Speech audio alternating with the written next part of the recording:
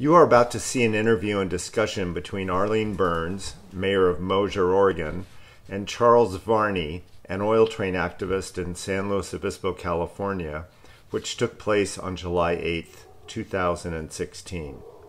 Mosier is the site of the June 3, 2016 Union Pacific crude oil train derailment in which 16 cars left the tracks, 4 ruptured, caught fire, and burned unabated for 15 hours. Very fortunately, no one was injured. A school within 50 yards of the tracks was immediately evacuated, as were more than 100 residents in nearby homes. The cause of the derailment were broken lag bolts, stressed by the heavy weight and pressures of repeated 25 million pound oil trains rolling over them, which forced the rails to separate. Union Pacific missed these problems during 2 separate track inspections within 3 weeks of the derailment. Mayor Burns was in San Luis Obispo to participate in a rally and march opposing the project by Phillips 66 Oil Company to build a crude oil train terminal at its refinery in the Nipomo Dunes in order to process tar sand oil from Alberta, Canada. The Phillips 66 project has been identified to have 11 significant, unavoidable environmental impacts, all related to degraded air quality and risk of train derailment, as well as violating numerous elements of the county's general and specific land use plans and Coastal Act land use laws. In spite of this, some local elected officials continue to express support for the project.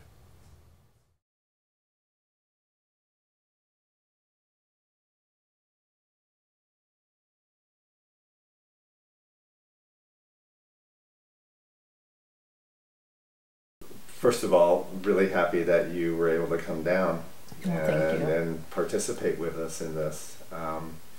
And I guess we'll start with just tell us a little bit about what the community of Mosier is like up there on the Columbia River Gorge. Well, Mosier is about an hour east of Portland, just in between 2 volcanoes and on the Columbia River.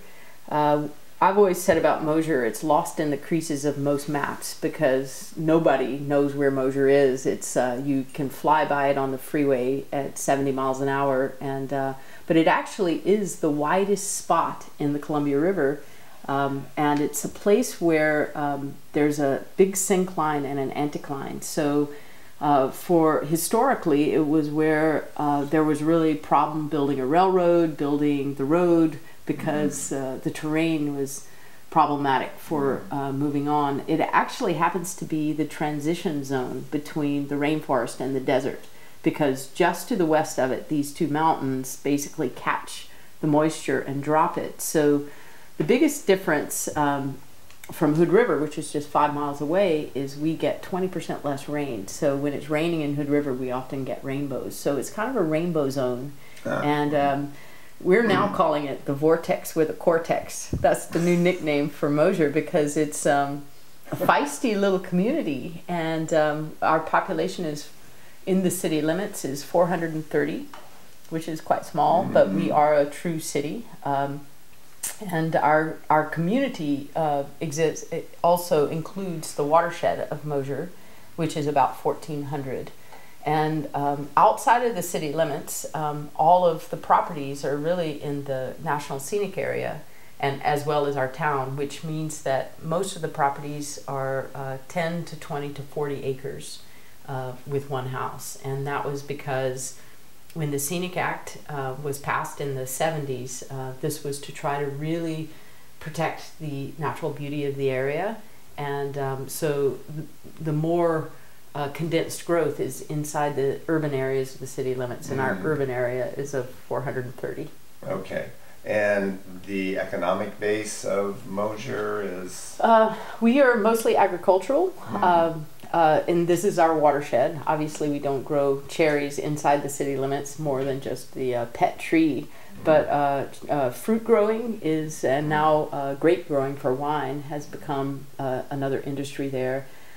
People say that we have the highest population per capita of entrepreneurs of any city in the United States. Wow. And all that really means is that if you live in Mosier, you need to be self-contained and work for yourself. And so we do have a lot of people who work from home, who have sort of independent, autonomous lives, who do things that are not based, because there are not many places there to be employed. Okay. And you have a rail line running through the center of town. What has Mosier's relationship with the railway been over the years, kind of from a bit of a historical perspective? And we know it has evolved quite a bit, which we're going to be talking about down the line. But well, first of all, when Mosier was a very young city, the railroad, probably a lot of the population of the town at one point was 1,500, was due to the building of the railroad, because that was where things got tough to build. And at one point we had several banks, we had a few brothels, we had all kinds of action going on in town that was railroad based. The railroad has been a neighbor and a partner, for a good neighbor in general, for many years. At one point we used to have a railroad station there, and that was taken out. I don't know how long ago, but there's no passenger transportation. So the railroad basically is between the town and the river, and our entire city limit, it spans our entire city limits, and it cuts us off from our waterfront. And we actually have no pedestrian access to the river on the one side without going over the tracks, which is illegal. And on the other side, we have a road that goes underneath the tracks, but it's closed for 9 months of the year due to the water being in salmon habitat. So we don't want cars in the river. So you know, effectively, the railroad has cut us off from our access to the Columbia River. Do you have, are there currently like working spurs that come off of that for like shipping fruit, or is that all by truck now? That's all by truck. Yeah. It used to be that fruit was loaded there. Union Pacific, the railroad, which is our railroad, considers us, the name for Mosier to them is the bottleneck of the Northwest. And they have been planning for a few years now to try to put in siding, double tracks, that would basically span a 5-mile area, including all of Mosier in the middle of it. Like we would be sandwiched between, and people have sort of felt like, well, this is just cooperating, helping them fix things up and improve a problem for the railroad. So people were not necessarily opposed to this double track until this derailment happened. So as you began to learn, so the town has a long experience with railroad, with Union Pacific, and it sounds like in general it's been relatively good neighbor, or that basically you're just a town that the railroad comes through. That's now. right. You really don't have much of a relationship. It's white noise, basically. Yeah, we hear the trains come through at night, and there's thank goodness, there's some sort of romantic thing you can pretend that the sound of a train going by has sort of a lovely sound. That's right. So we've gotten used to that, and it's part of, and the railroad's been there longer than any of the people that currently are alive there. So it was sort of a condition of existence before you know what we you're arrived. Getting into Right. when you moved to Well, Mosier. we thought we knew what we were getting. Well, so let's talk about that. So how did crude by rail come up on the radar or the picture screen of Mosier, and take us through that process of becoming aware of that, and the community becoming aware of it, and how that kind of evolved? Well, I think the crude by rail really snuck upon us while we were sleeping, in a way.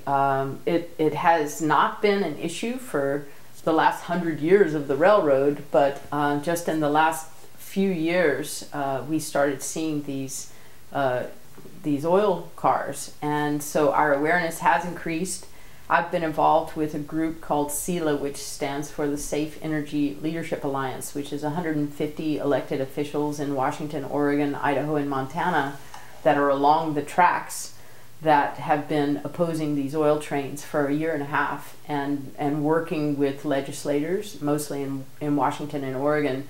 And a lot of our effort has been to stop these terminals, which are the real danger, because if the oil doesn't have a place to go to, you don't have to worry about it coming by. So we see the terminals as the biggest threat to the livelihood of the communities all along the tracks. But I was just telling a friend a couple of months ago. She goes, "Well, what are you doing?" I said, "Well, I'm the mayor and I'm fighting the oil trains." But the fighting the oil trains was every now and then signing a document in this group of elected officials and being aware of it. It had not yet landed on our front doorstep. Mm-hmm. Mm-hmm.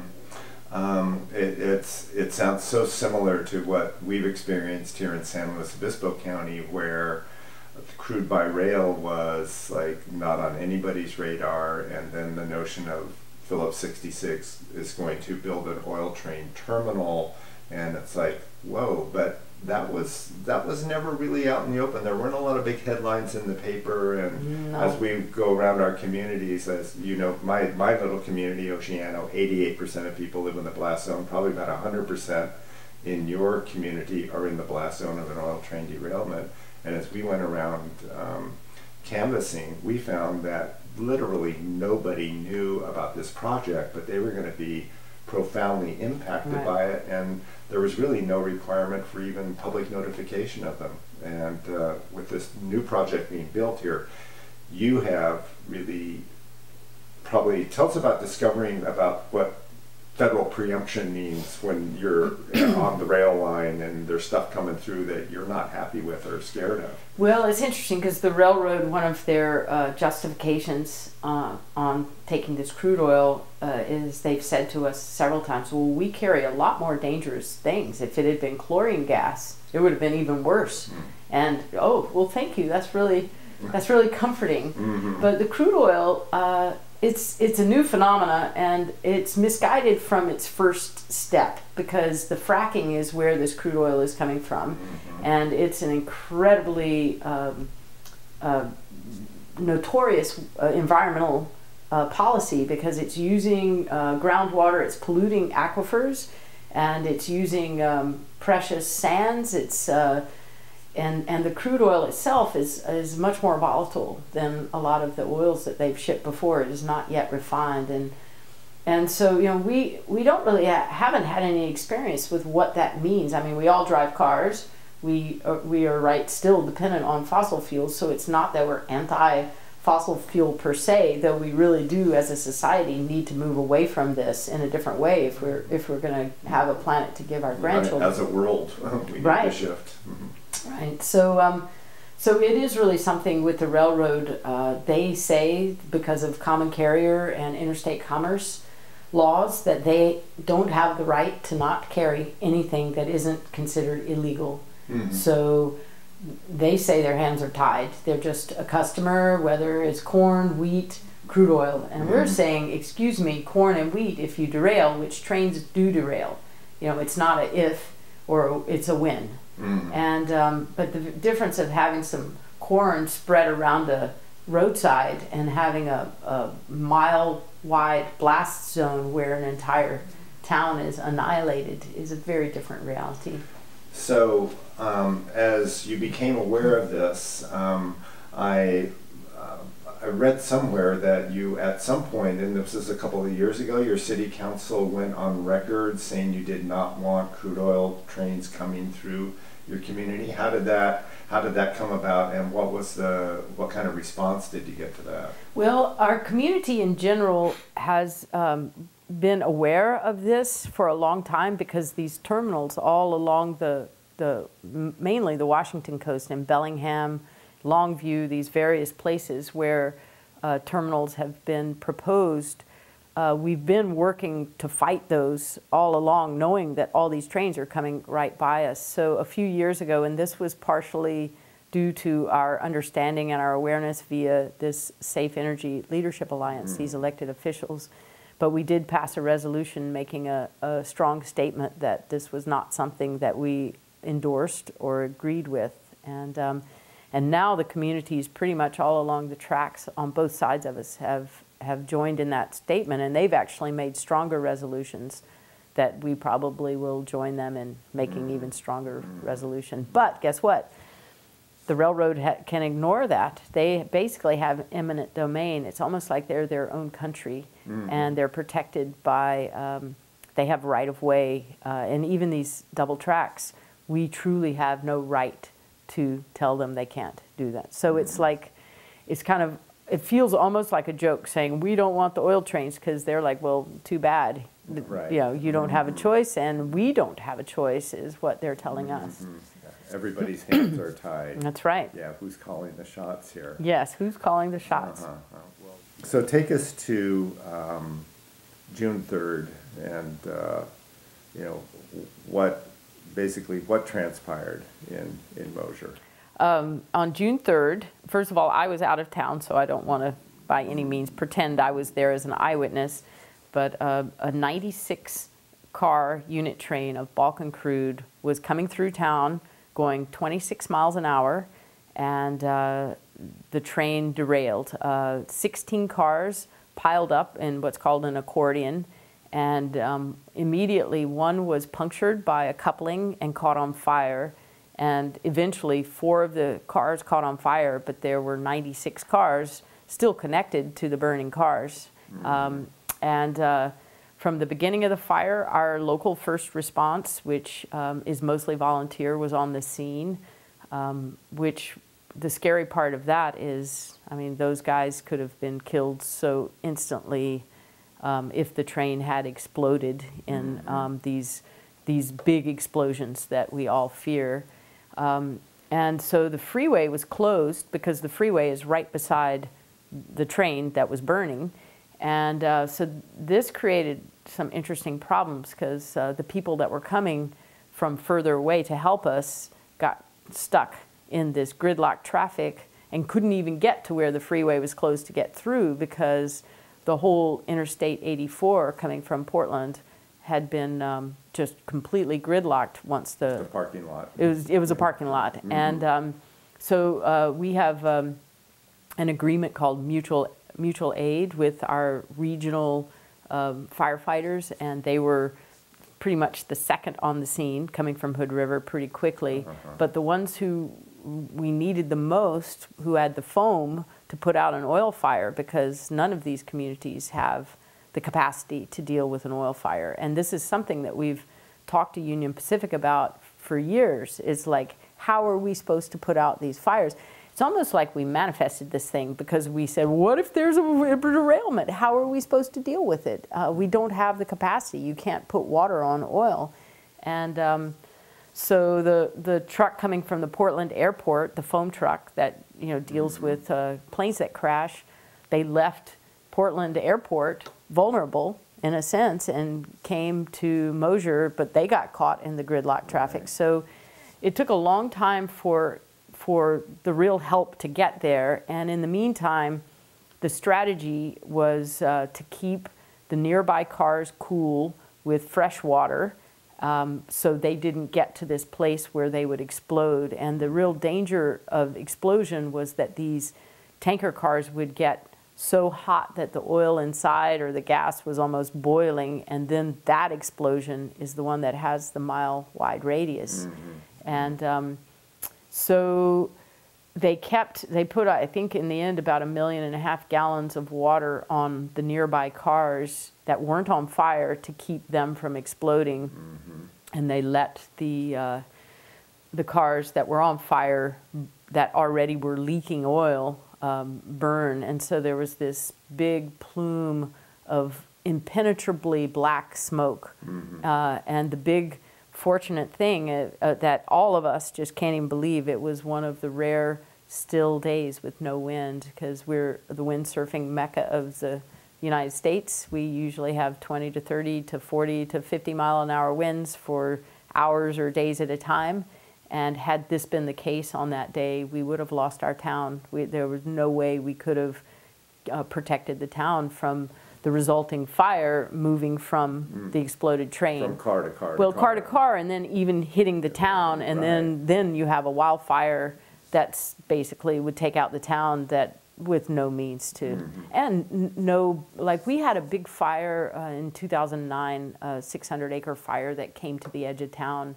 But before it got to the edge of town, we had 800 firefighters there because the governor had called a conflagration. So at that fire, we had an army there to hold the fire off the town. But again, in this situation, there was not an army there to fight the fire for us, and all the water was being directed towards keeping these potentially train bombs from blowing up. So one thing that was pretty ironic, that if you wrote it as a script, no one would believe it, but one of the first cars to derail augured into the ground and lifted a pothole out of the earth and threw it onto the road.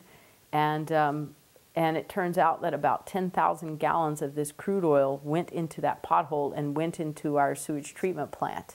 And it killed the sewage treatment plant, and that was when they first started seeing water going into the Columbia River, and they couldn't figure out how, and it was coming through the sewage treatment plant going to the river. So of course they... You mean oil going into the river? Yes. Right. Yes, so they shut the plant down. And but they were like, how is this getting in? But it was kind of a miracle that our sewage treatment plant actually contained a lot of this crude oil.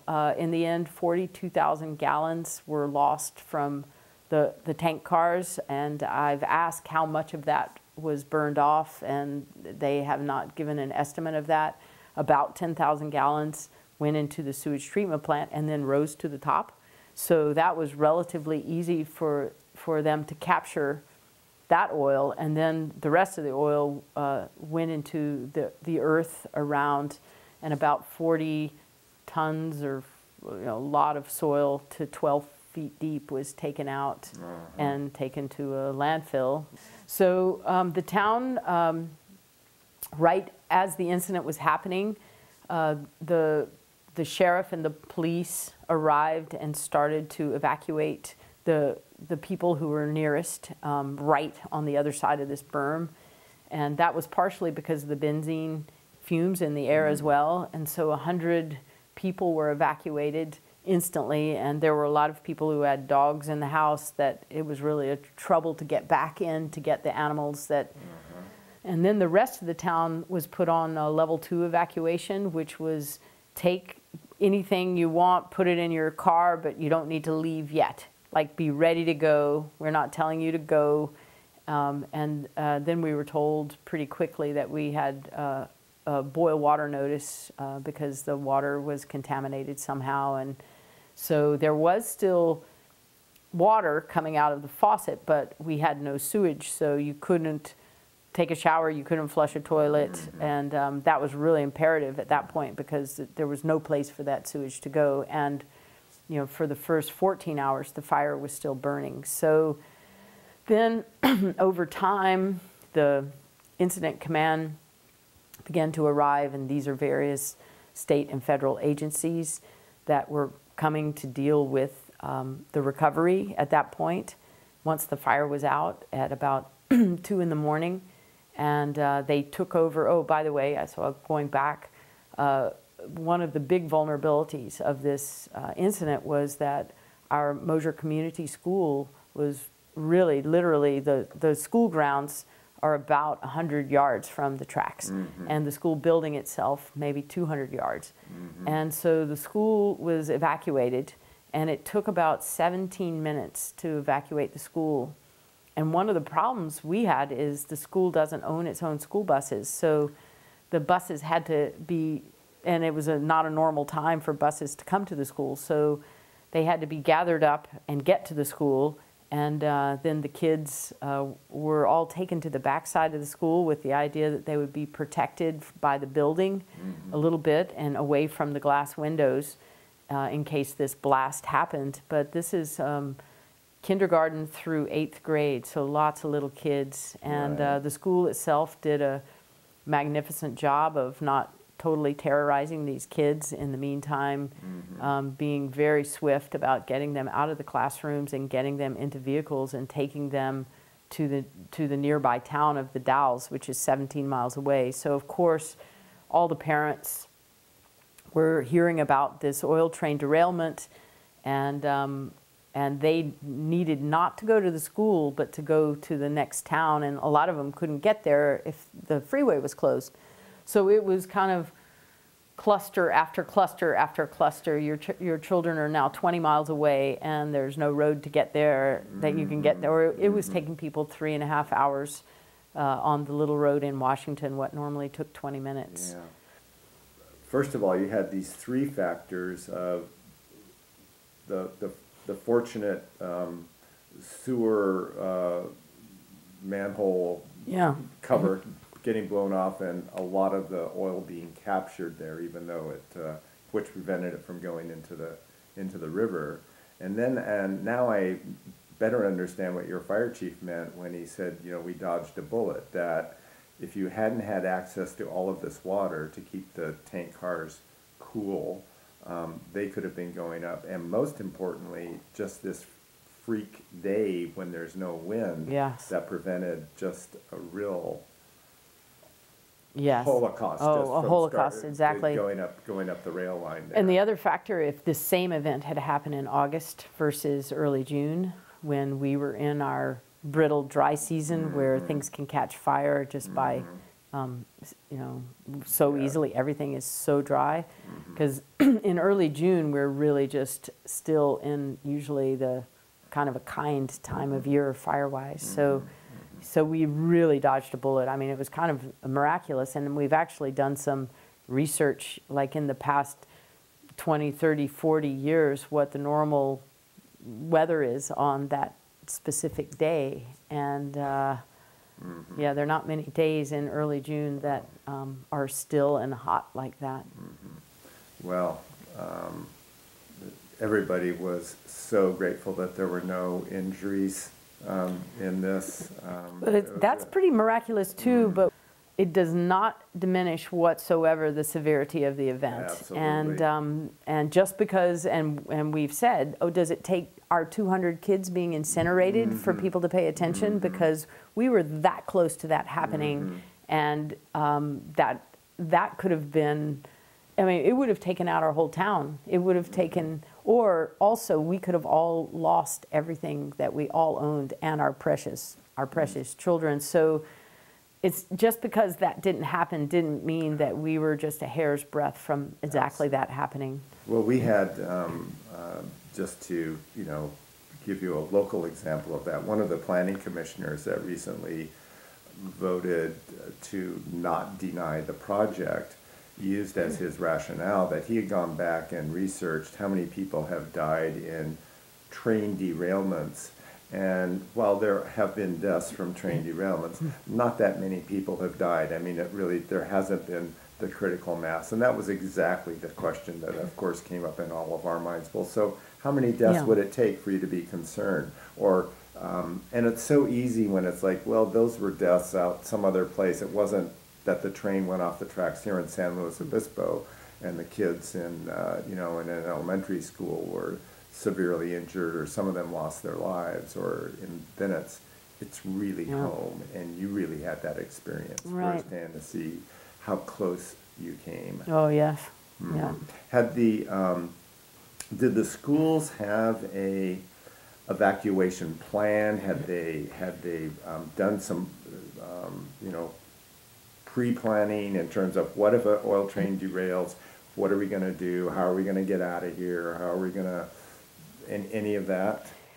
The school did have, I mean, it brought up a big issue for the school of needing to have the ability to transport kids much more readily available than calling the driver that is just somebody who's driving a bus, who has a bus who knows where. Right. And, what if they're getting their hair done, or having lunch with a friend and have their phone off? I mean, so that was a factor that hopefully we'll have some big improvement on, because if you don't have a way to get those kids out, then it's a moot point. But what the school did do, which was as good as could possibly be, is, and parents were really upset, but the school was right, and that was part of the plan, is the first focus was to take the kids away from the school to a safe place, and then tell the parents that they were taking them there. And a lot of parents, the last thing that people wanted was for the parents to all try to get to the school to get their kids, which would be a parent's normal reaction,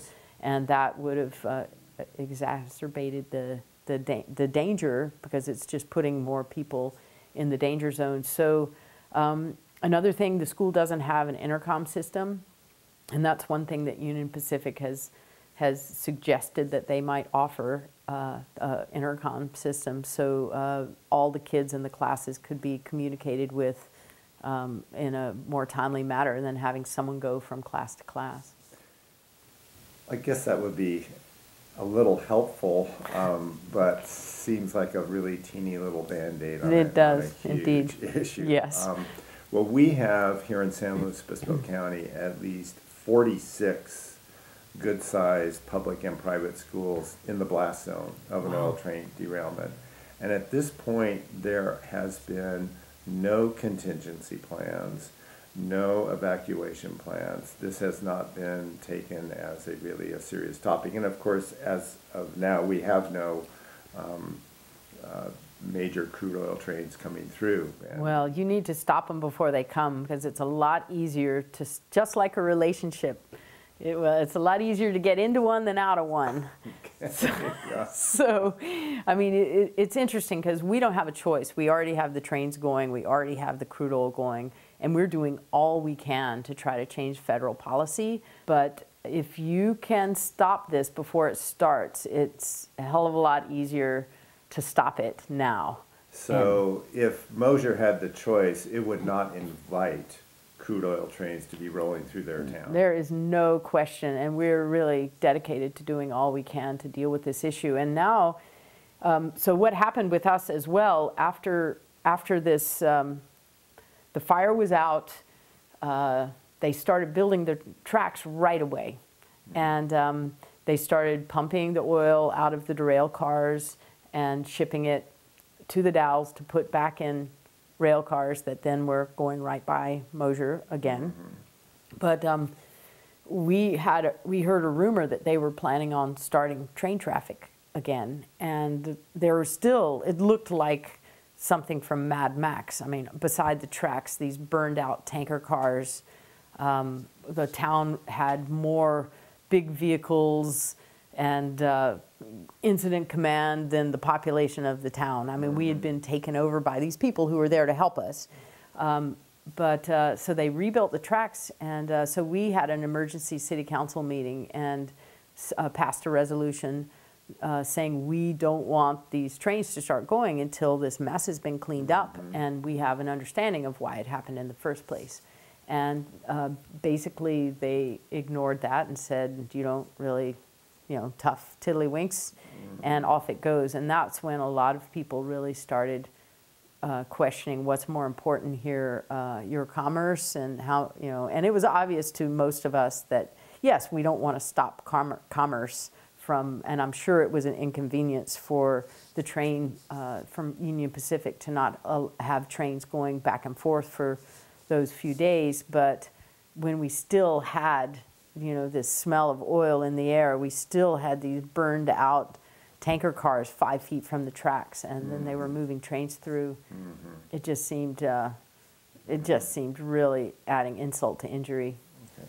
One of the things that we hear from Union Pacific here in San Luis Obispo County is how safe their operations are, how diligent they are about inspecting the tracks, and what the great safety record that they have, and what has come out in terms of the Federal Railway Administration and other agencies that have come in to analyze why this took place.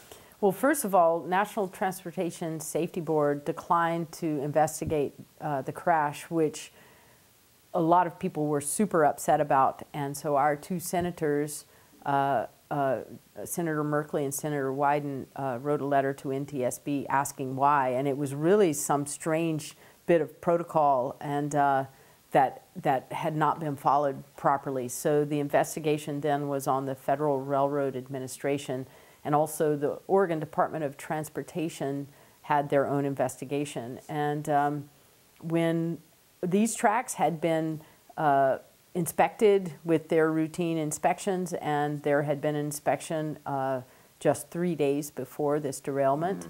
But when the Oregon Department of Transportation railroad specialist gave a presentation to his board, he revealed that when they had taken out this track that it had become problematic and twisted up from the derailment, they put all the bolts all in a big pile. So there was a mountain of these bolts that supposedly was the cause of the derailment. Was a fastener. That's what they're saying. One fastener failed, and therefore it all went to hell. This is something that holds the rail to the tie. To the yes. to the railroad tie. And yeah. The fastener was the faulty fastener. That was what they said. Okay. But some railroad people have said, well, that's even redundant. There are 3 fasteners on every tie. So even if one failed, there should still be 3 that didn't fail.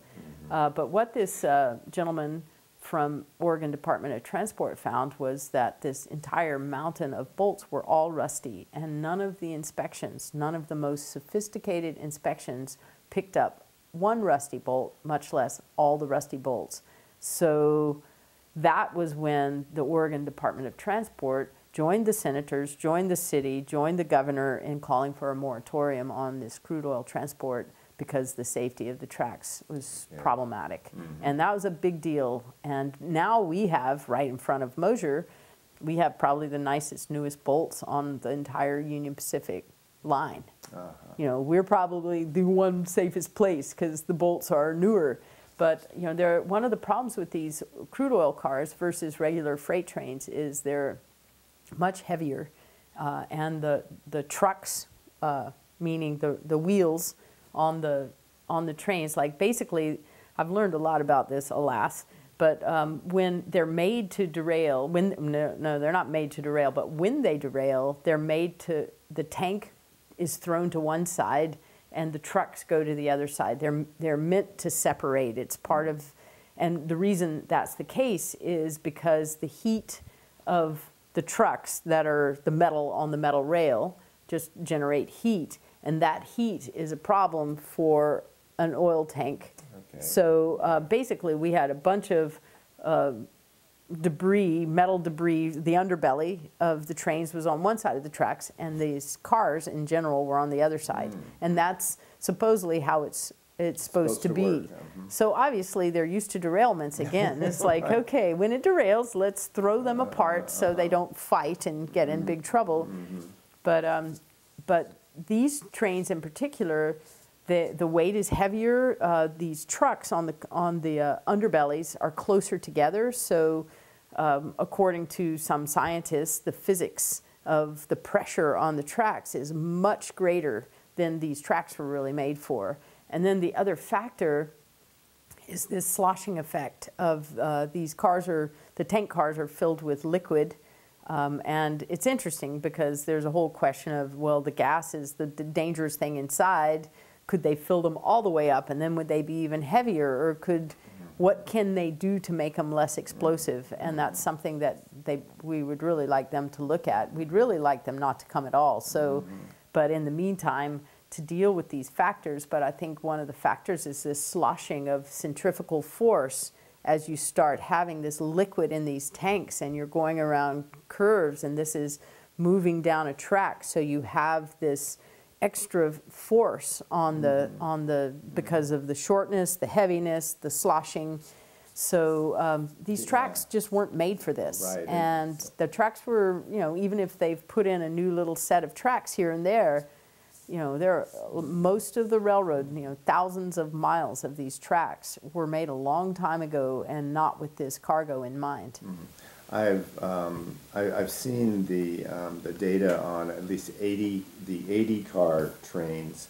They weigh in at around 24 million pounds, and these are the heaviest trains that have ever rolled on these tracks.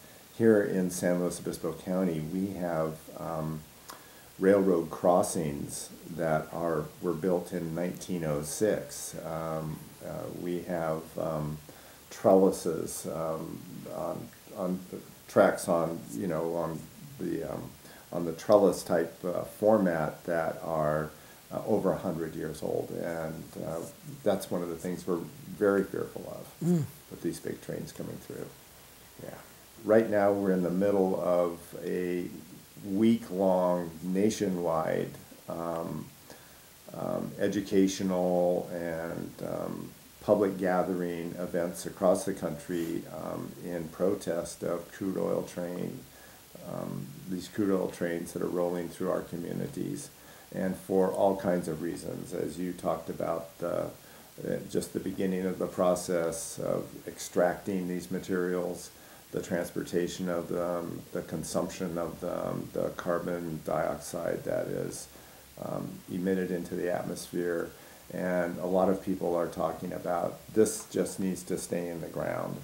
And as you looked into, have learned about oil trains, and as we have learned about oil trains here, more and more people are coming to the very clear conclusion that there is really, in terms of current technology and the state of the rail system, there's no safe way to do crude by rail. And we can kind of reverse engineer back to, like, so what would we really need? We would need brand new rails. We need these totally teched out,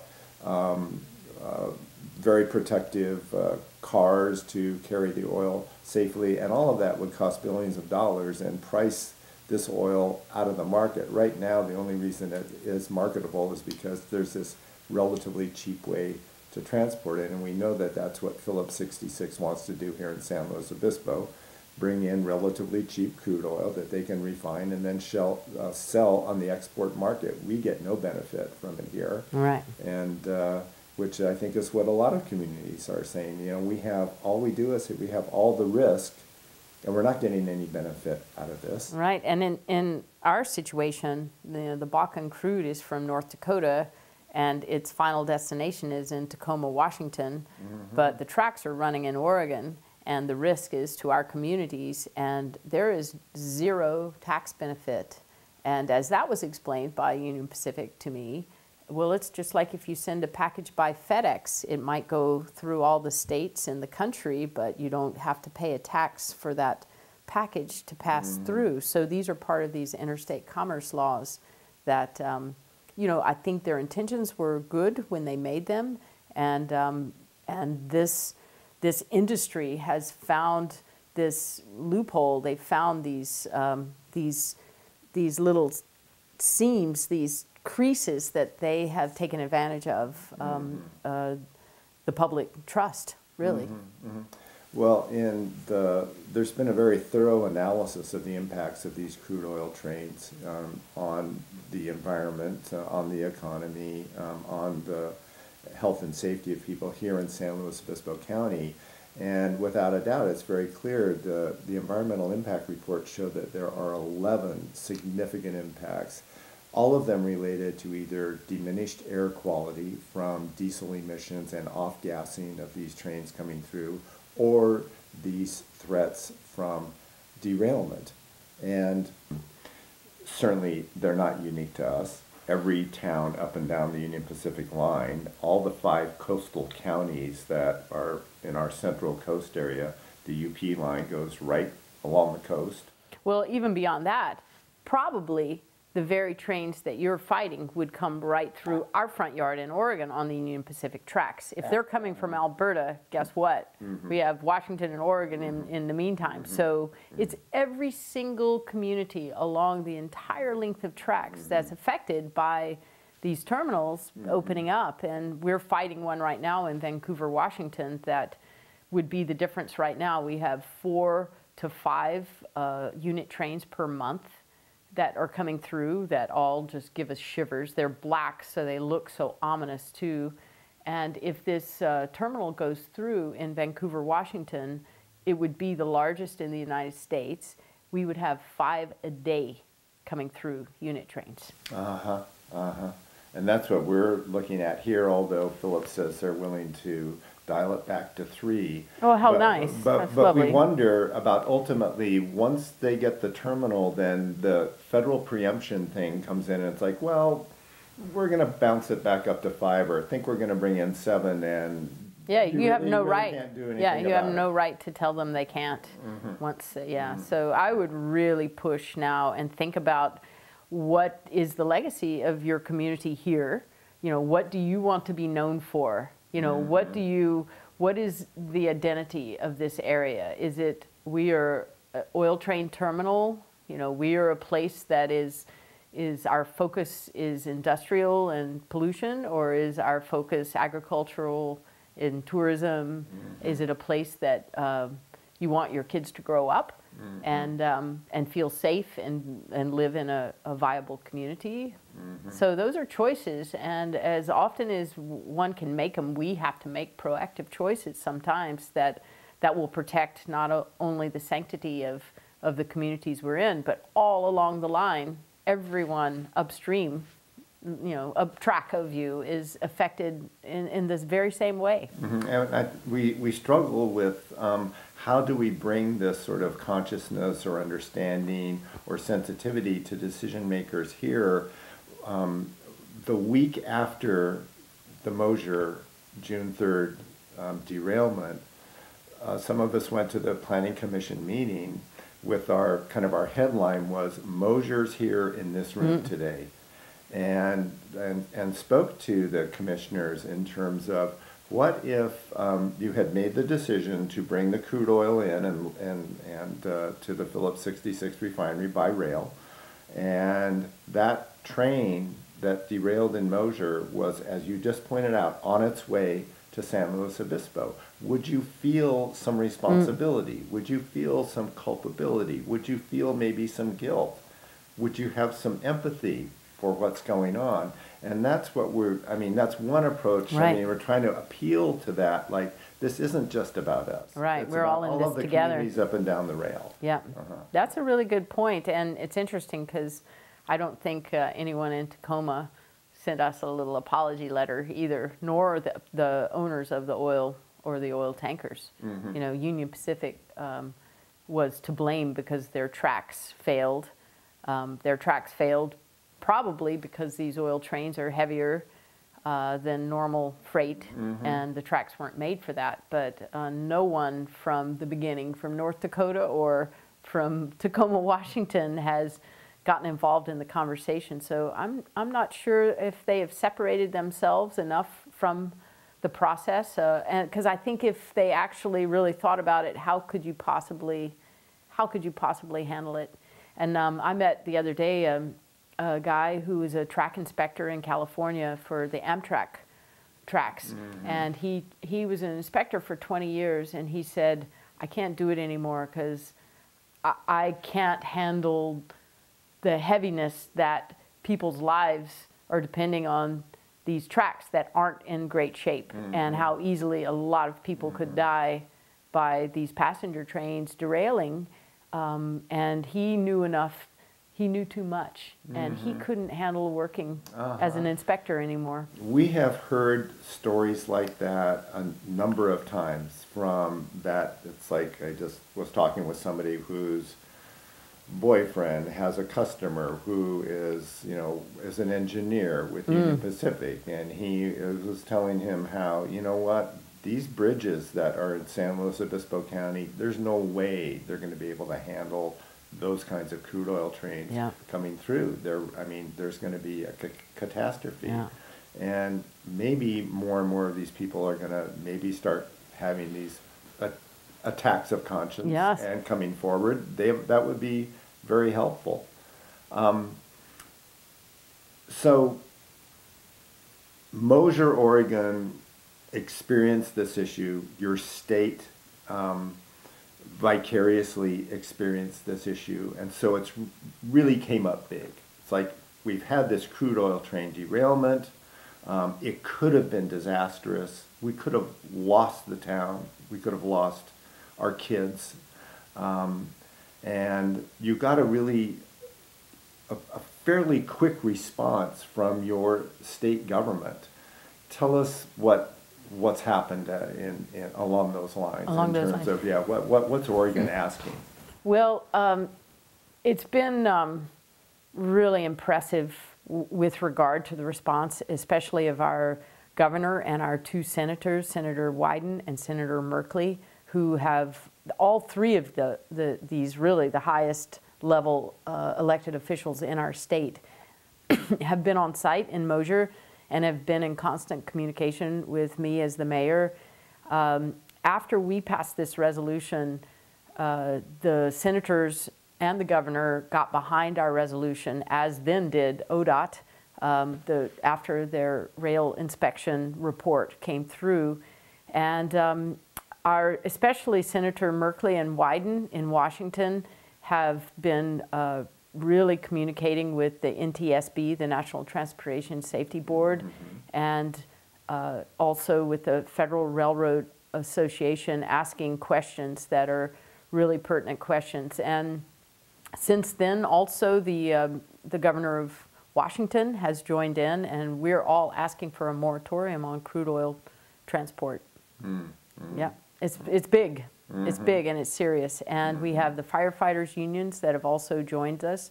The firefighters know that this is just an insurmountable situation. And then we have these, the other people who have joined us are the tribes. Where we are, we have 4 Indian tribes that have treaty rights that predate the railroad. And I think this is an incredibly powerful element that has not been explored enough, that these guys in their treaty have the habitat of the salmon habitat protected in their treaty, and all of that is endangered, along with agriculture and tourism in lieu of these crude oil trains. So I've been really proud of our elected officials in Oregon, and they've been willing to take a stand. Their stand has been ignored. Merkley actually called the president, the CEO of Union Pacific, and he said, okay, yeah, we'll do a moratorium, we'll do that. And then little did Merkley know, it was kind of in his own head already qualified that, well, that was unit trains and it was for a few days and there weren't any trains scheduled anyway. So they were already still bringing these same oil that had been pumped out into the trucks and then put in another oil car in the Dalles, and then they were just putting these oil cars in, mixing them in with regular freight and passing right back through Mosier. And part of it is where are they supposed to go? You know, that's their destination. But I think everybody's been a little bit surprised that Union Pacific has not been more willing, and maybe it's not their choice. Maybe it's the Federal Railroad Association administration that needs to say, okay, we're gonna support this moratorium. It's like a shell game. Nobody's really the one to take responsibility, but I feel like we have, as far as a state, as far as a region, made a clear and strong unified statement that is really saying this is not okay and we need to nip this in the bud. We need to change federal policy. Well, it's, I think California is moving in that direction as well.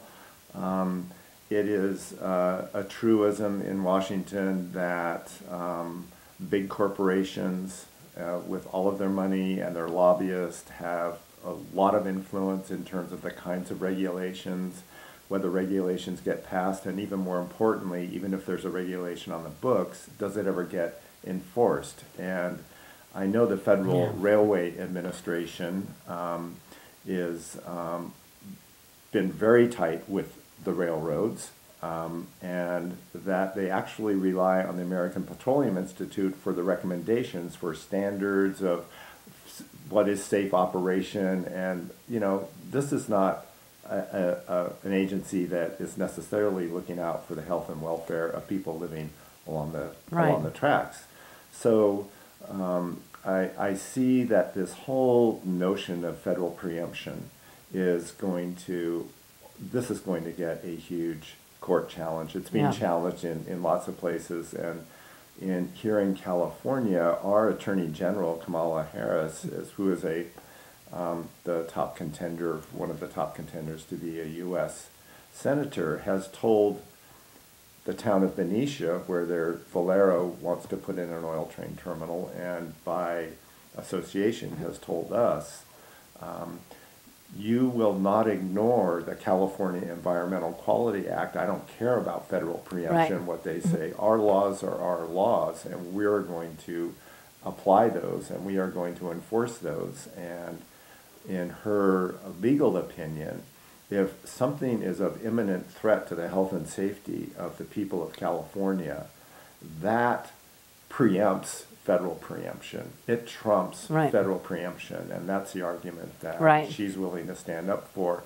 And when people in those higher Yeah. positions start taking that stand, that feels, we really feel like on the grassroots Right. level that, gee, somebody Yeah. up there is hearing us, Yeah. they've got our back. And it's also, you know, we still want to believe that our system can work, that our Right. democratic process is a process that things that need to be addressed and dealt with can be dealt with in a dignified, intelligent way. And this is something that's, you know, again, nobody had even heard the word Bakken crude before. It didn't exist. It was a result of all this fracking. And so it was misguided. They were looking for the path of least resistance when the Keystone Pipeline was nixed. Then, okay, what's the next? Put it on the rails. And if the rails are nixed, then okay, we'll put it on trucks. And see, do you want it on trucks? That's even more dangerous. Right, that's the threat. When So- Phillips 66, they came in and did the same thing to the Planning Commission. They said, well, basically, the attorney said, you have a choice. You can either have crude oil by rail, or you can have crude oil by trucks. And in fact, they can't just put it on trucks. There's all kinds of challenges and permitting and air pollution control, you know, requirements. So that was really a false argument, but one that they trot Right. out Yeah. all across the country, it seems like. Yeah. It is this kind of deep faith that we have in rationality. It's like, if we just present look at this, look at the argument. It's like 11 massive environmental impacts, Right. all this risk, no benefits. Why Yeah. would you approve it? And yet here in San Luis Obispo County, we have 3 planning commissioners who have indicated that they are leaning very heavily in favor of this project. And the feedback they've gotten from the population of this county, 15,000 letters coming into the planning department, primarily from our county and from other counties as well. Of those 15,000 letters, I heard the planning staff say 25 of them were in favor of the project. Wow, yeah. So, you know, this is where that disconnect comes Right. up, where the masses of people are saying, we don't want this, but the decision makers are going another direction, and that faith in rationality is Yeah, and you wonder what motivates them. One of the arguments that Phillips 66, and in fact it's their headline argument on their signs that they have around, is protect jobs. And in our research, what we have found, and it's very clearly documented, and this is public information, that there is plenty of oil available in Santa Barbara and Kern counties and Ventura counties and offshore Santa Barbara to keep this refinery operating way into the future. They don't need this crude oil to keep things viable. And the larger argument of what is, as you were talking earlier, you know, what is the vision of this county, and how do we want to be, and how do we want to show ourselves to the world in terms of a tourist-based economy. So what is really supportive of the quality of life here in San Luis Obispo, and how does crude oil support that or not? Yeah, how does it fit into that? And for example, in Mosier, what's happened since the derailment, there are families that are now wanting to move to a different area because they don't want their kids in a school that close to the tracks. So the property values have gone down even since, you know, it's a very different thing going, oh yeah, well, yeah, Mosier, oh right, that's the derailment, that's where the derailment is. Right now, Mosier is known as the place where the train derailed. Right. It is not known for the cherries. this week. It is known as the place that was contaminated by an oil spill. It is a place where the kids were nearly incinerated. So all of that has become this cloud over our town that has affected, in fact, this guy who was about to build a artisan cheese factory said, well, why would I build it now? You know, why would I invest my money that close to the tracks when something like that could happen so easily? And again, everybody's like, the train was only going 26 miles an hour. It was going under the speed limit it was even allowed to go. They were allowed to go 30 miles an hour. So, you know, if a derailment of that magnitude can happen on a place that is relatively straight and at such a low speed, then really it starts having economic effects on the community in ways that are sort of a ripple effect all the way out. So it's something to really look at if you can understand the residuals of having crude oil moving through your communities and how that's going to affect every single person. That's like, well, where am I going to go this weekend? Oh, well, they have a lot of choices. People have a lot of choices of where they want to invest their time, their energy, and their money. And that's on a business level, that's on a tourist level. It's on a place of where do you want to live? Do you want to live beside a track, or where you feel like in the middle of the night you're sleeping and you could actually be blown up without even knowing what hit you? Is that where you're going to want to move to? Is that where you're going to want to retire? Is that where you want to raise your children? So all these factors, they really have an effect on the communities. And if you have an ability to nip it in the bud, you know, everybody will benefit except the one who's making money bringing that oil. And they don't really need this oil to continue making their money. They need this oil to make more and more profits.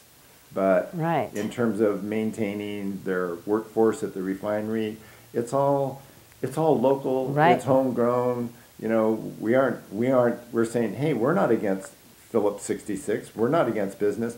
We just want you to keep running this refinery the way you have for the last, 20, 30 years. You know, relatively safe.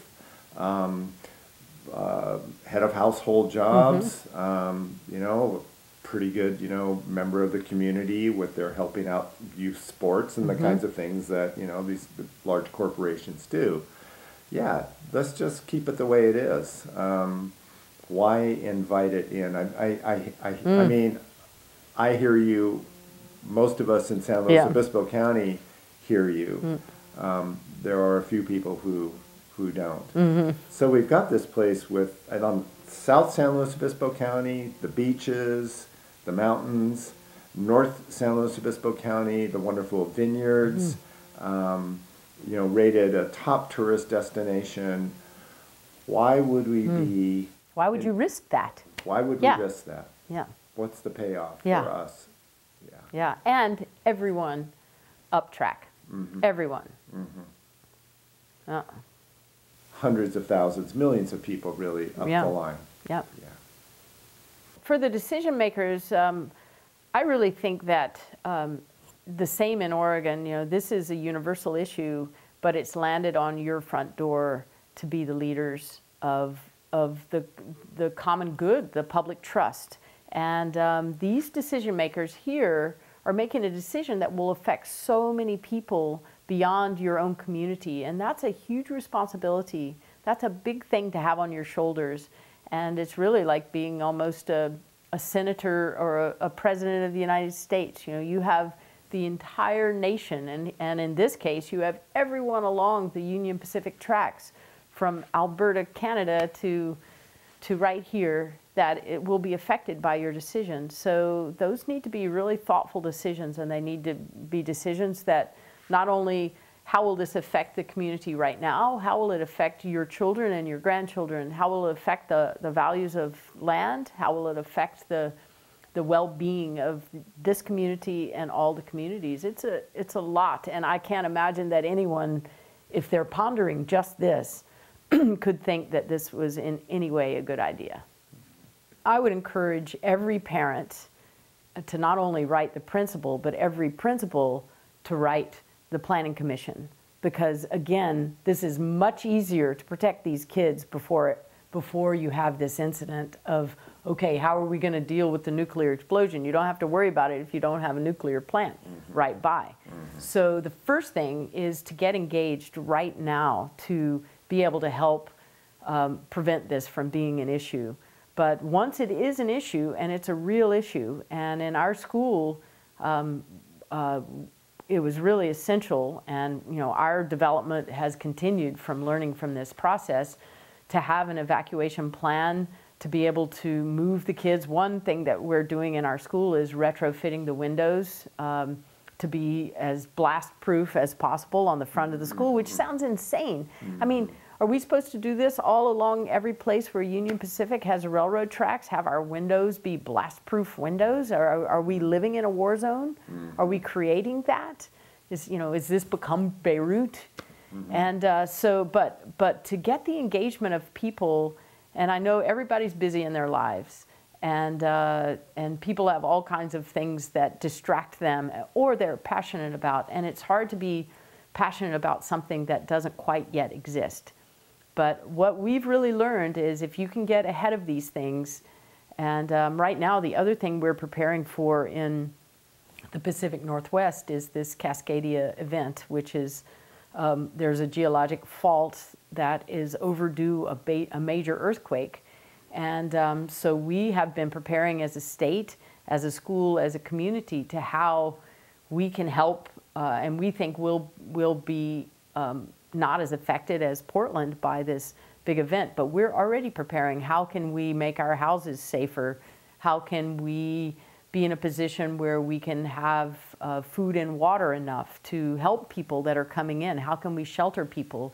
So in this case, for the schools to really think about whether it's from a crude oil derailment or a fire, which could be caused by the crude oil derailment. I mean, there's a bunch of things besides the blast. It could be the toxic fumes, the benzene fumes. What are these schools going to do? So they have a great responsibility of, what is the route to get the schools out? Where will the kids go? Are they going up on a mountain somewhere? Are they going north or south? Or are they going towards the sea? Or is the train going to block their exodus?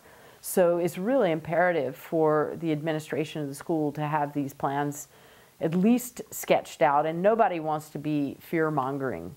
But the greatest thing is we don't have to worry about it if you don't have the problem in the first place. Yeah. And that, I can't emphasize that enough, is it's a lot easier to solve this now and to have a safer environment for the children if this isn't an issue in the first place. And so parents mobilizing to protect their children by contacting the decision makers and telling them, we don't want this oil train terminal, and if we don't have an oil train terminal, we're not going to have these crude oil trains coming both into our county and down the line through all the other Mosiers and Santa Cruzes and Venturas and Santa Barbaras. And also for the schools, one thing we found in Oregon is, there are a lot of separate entities that are opposed to this, but it's like getting them together where it's really a union of like-minded people. And with regard to the schools, the school districts, for the schools to talk about this, and the school districts to make a statement, and the hospitals to make a statement, and the firefighters to make a statement, and to get everyone aligned on this to where it really becomes truly a no-brainer. It's like, how do these commissioners possibly support something? Because any elected official also has to be influenced by the public feeling. And so if that can be a unified voice, and it's a very powerful voice when you think about all the schools. And if they're in the blast zone, to get those guys engaged to where, what is our feeling about being a school in the blast zone? And they're not in the blast zone now because it's not an issue. So it's hard for them to think about it. But I would encourage you guys to contact these school administrators and to try to get them to be not just one school, but the 3 schools unified. Kind of like our Safe Energy Leadership Alliance. When you get 150 elected officials that are all speaking on behalf of their community, that's a pretty strong voice. And so it's like there is I think there's an incredible momentum that we're having right now in the Northwest that I know we're taking on the beast in the biggest way. I mean, it's like, how do you take on federal policy and interstate commerce laws? But we have momentum, and we're not going to stop until we're out of breath. Well, that's wonderful, and I'd like to see us hook up with that. You know, that may be another level to come. Well, it would be great if your governor could join these two governors. Yeah. For one. Yeah. Because that's already a big statement, and your senators to join our senators, because it's the same tracks. We'll start working on that. Yep. Yeah.